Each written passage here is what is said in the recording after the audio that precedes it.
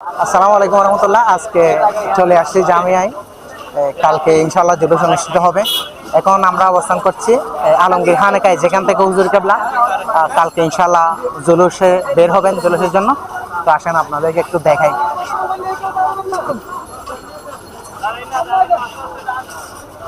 এই যে এদিকে একটু ঘোরাও ক্যামেরাটা।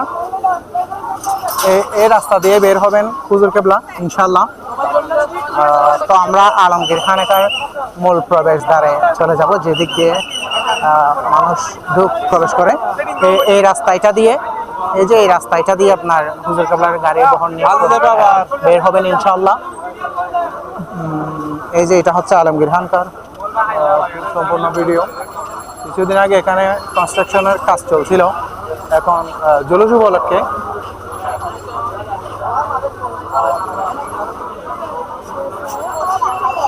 এখানে যে আপনারা দেখতে পাচ্ছেন, এটা আলমগীর খানেকার বর্তমান দৃশ্য। মানুষের জন্য আমরা প্রবেশ করতে পারতেছি না।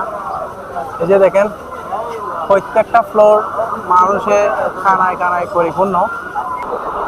আমরা ফাইনালি এই আলমগীর খানেকার ভিতরে প্রবেশ করছি। নতুন নতুন সংস্কার হয়েছে, এয়ার কন্ডিশন দেখা যাচ্ছে মনে হয়।